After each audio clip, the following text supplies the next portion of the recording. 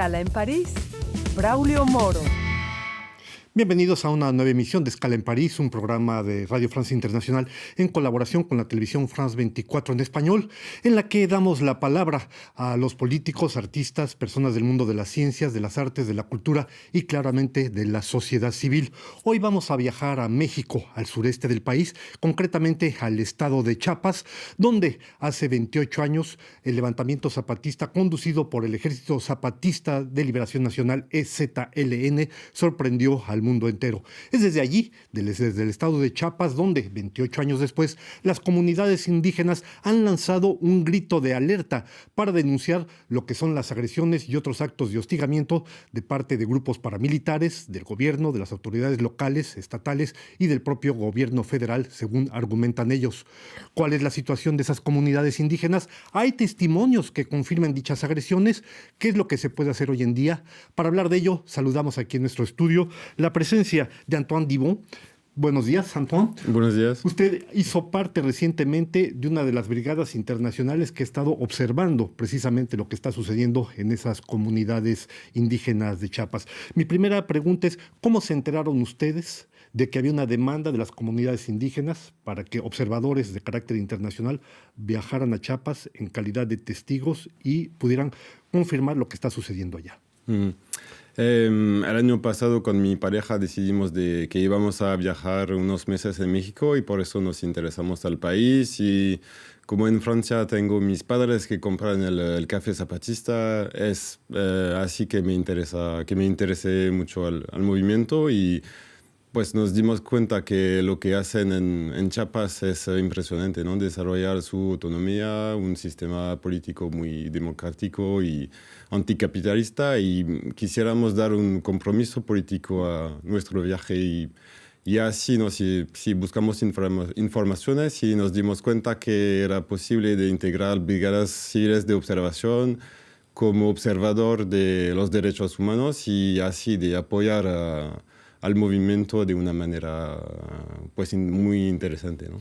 Para que nuestro público lo sepa, este café zapatista al que hace referencia Antoine son las comunidades que producen, es una región donde se produce café de muy buena calidad y lo venden en cooperativa hacia el exterior. Hay organismos que lo compran desde el exterior y lo distribuyen generalmente por varias partes en Europa, en América Latina, etc. Antoine Dibon, ¿qué son esas brigadas civiles de observación? Las Brigadas Civiles de Observación es un proyecto que está desarrollado por el FREIBA, que es un centro de... Sí, Fray Bartolomé de las Casas, que es un centro de derechos humanos que está en Chiapas, en San Cristóbal de las Casas. Y básicamente las brigadas se componen de observadores de derechos humanos, personas de muchas partes del mundo, como yo de Francia, pero en nuestra brigada había una persona de Argentina o de Alemania.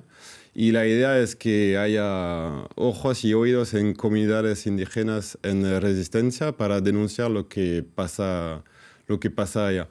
Entonces son comunidades que piden la presencia de observadores internacionales para documentar lo que pasa allá porque están en una situación de conflicto. Y si la idea es de documentar lo que pasa, las agresiones, las violaciones de derechos humanos y denunciar lo que pasa y también distensionar la situación que se vive en la comunidad, porque las brigadas tienen también un efecto disuasivo. Con la presencia de observadores internacionales, lo que pasa es que muchas veces hay menos hostigamientos, hay menos agresiones, porque sí, es un efecto disuasivo que se puede observar cuando hay observadores en la comunidad. Ahora bien, ¿cómo se forman esas brigadas? ¿Quién las financia?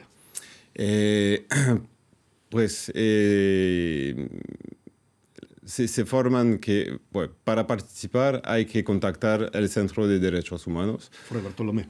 Sí, y después hay que los observadores que quieren participar se van a comprar su boleto de avión para ir a Chiapas. O sea, usted se pagó su pasaje de avión concretamente. Sí, sí. Es como el Centro de Derechos Humanos, Fray Bartolomé de las Casas, no financia nada, solamente se van a dar una formación sobre el contexto de Chiapas, a explicar todo las misiones y pues el conflicto que hay en la comunidad. Y los observadores pues entonces pagan su boleto de avión y después van a comprar, por ejemplo, toda la comida que necesitan por los 2 semanas en la comunidad y pues es todo. Antoine Dibon, usted junto con Juliette Martínez estuvo justamente 2 semanas en la comunidad de San Gregorio Sí. para testimoniar lo que estaba sucediendo ahí. Yo me preguntaba, 2 semanas no es muy poco para darse cuenta realmente de lo que sucede. No existe el riesgo precisamente de que haya una lectura un poco falsa de lo que está sucediendo sobre el terreno. Pues para nosotros 2 semanas será suficiente para entender un poco lo que pasa, porque cada día hablamos con los habitantes de la comunidad de Nuevo San Gregorio, nos explicamos lo que pasa cada día, lo que pasó desde 2 años allá. Y para nosotros será suficiente para darnos cuenta del sufrimiento que hay allá y de la situación muy difícil que se vive. Sí, obviamente no hablamos con el otro lado y con si las personas que los habitantes de la comunidad de Nuevo San Gregorio llaman los invasores, porque sí, es obvio que no se puede hablar con ellos porque no se puede salir de la comunidad. Entonces, por esa razón se puede pensar que hay una lectura un poco parcial, pero llegamos allá como observadores de derechos humanos enviados por el FREIBA, que es un centro de derechos humanos que no es parte del movimiento zapatista y que no es parcial.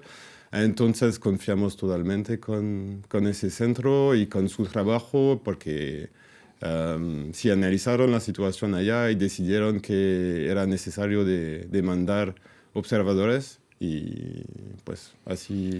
Y justamente usted, en tanto que observador, junto con Juliette Martínez, pudieron testimoniar de algún tipo de agresión. ¿De qué tipo de agresión? Eventualmente ustedes fueron testigos.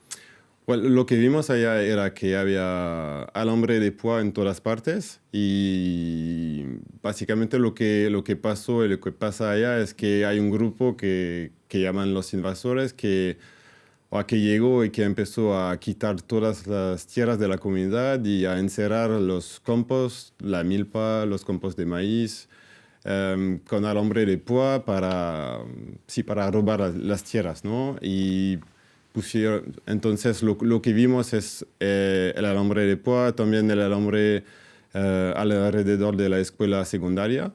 Y lo que pasa es que los alumnos no pueden ir a la escuela secundaria porque hay alambre en todas partes y es peligroso.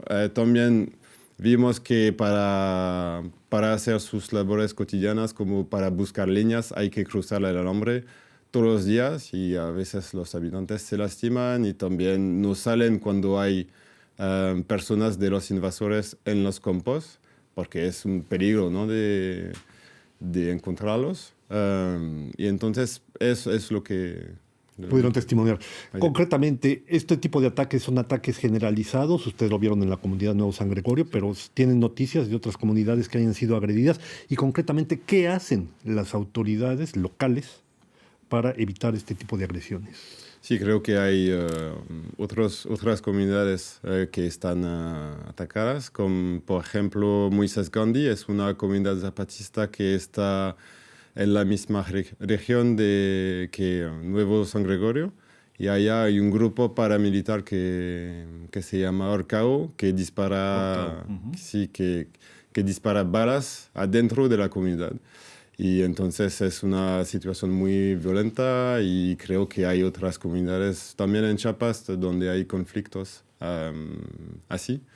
Y las autoridades pues no hacen nada para evitar esos tipos de conflictos. Al contrario, tienen un interés con esos conflictos porque para ellos es la posibilidad de debilitar el movimiento zapatista o también otras comunidades indígenas en resistencia porque pues sí tienen que quieren accesar al territorio para... Acceder al territorio, así es. Sí. Antón, hay una cosa que llama mi atención. Las comunidades indígenas zapatistas precisamente acusan, decíamos, al gobierno local, a los grupos paramilitares, al gobierno estatal, incluso al gobierno federal, de ser, dijéramos, cómplice o de incentivar este tipo de agresiones. Y al mismo tiempo el gobierno del presidente Andrés Manuel López Obrador dice que las comunidades indígenas son aliados y que los respeta mucho. ¿Usted qué pudo constatar en ese terreno? Sí. Lo que constatamos es que hay una diferencia entre lo que dice el presidente de México, que parece estar como... pues favorable. Sí, favorable a las comunidades indígenas, pero en realidad lo que constatamos hablando con las personas de las comunidades es que la situación es peor desde que AMLO está presidente de México, porque si escuchamos discursos de AMLO antes de venir y era una pregunta que teníamos, ¿no? con los habitantes de Nuevo San Gregorio. Entonces preguntamos, okay, ¿cómo está la situación desde que hay este nuevo presidente? Y nos dijeron que es peor.